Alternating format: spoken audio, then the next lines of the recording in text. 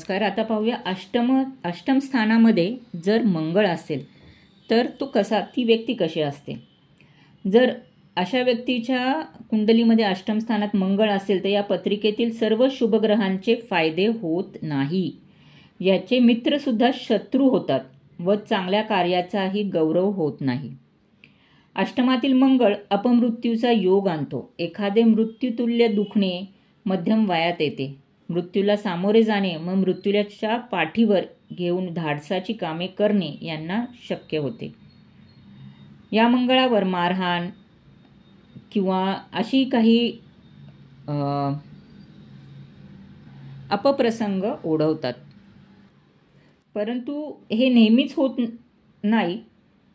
तडफडकी व शांत सुद्धा असे मंगळाचे लोक असू शकतात, पण यांना लढाईपासनं किंवा मारामारीपासनं, शस्त्रापासनं, अग्नी, हिंसक जनावरांपासनं, शत्रूपासनं भय आहे. त्यामुळे ह्यांचा बचाव करावा किंवा आत्महत्यासुद्धा ह्यांची प्रकृती असल्यामुळे ह्याच्यापासनं स्वतःचा बचाव करावा. जर ह्यांनी स्वतःला खूप चांगले ठेवले, ह्या अशा गोष्टींपासनं स्वतःचा बचाव केला तर ते दीर्घायू सुद्धा होऊ शकतात. येथील मकरेचा मंगळ शनी बलवान असता निकोप शरीरदृष्टी व दीर्घायुष्य देतो. या स्थानातील मंगळ लोक दीर्घकाळ चर्चा करीत असता, म्हणजे समजा अशी व्यक्ती मृत्यू पावली तर त्याच्या मृत्यूबद्दल लोक खूप काळ चर्चा करतात. हा मंगळ दशमेस असता मृत्यूमध्ये लौकिक वाढवतो. ह्यांना भावंडाचे सुख मिळत नाही. भावंडे युद्धात किंवा मारामारीत मारले जाऊ शकतात. यांना यांच्या भावंडांशी पटत नाही. यांना स्वतंत्र राहणे जास्त फायदेशीर असते. सासरी दारिद्र्य किंवा उधळपट्टी करणारा पार्टनर मिळू शकतो किंवा उधळपट्टी करणारी पत्नी दर्शवतो.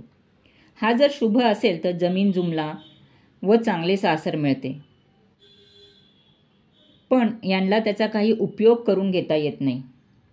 अष्टमातील मंगळ भूमी नष्ट करणारा असतो. यांना गुप्त रोगाची भीती असते. मूळव्याध व रक्तस्राव यांपासून ह्यांनी स्वतःची काळजी घ्यावी. काही व्रण अंगावर पडू नये यापासून सुद्धा सावध राहावे. चष्मा लागण्याची खूप लवकर चष्मा लागण्याचे योग येऊ शकतात. हा मंगळ चांगला असेल तर बेहिशोबी धन सुद्धा देऊ शकतो. गुप्त धन किंवा अचानक धन मिळणे असाही हा मंगळ आहे. तर हा अष्टमस्थानी मंगळ अपमृत्यूकारक आहे, पण जर चांगला असेल तर बेहिशोबी धन सुद्धा देऊन जाऊ शकतो.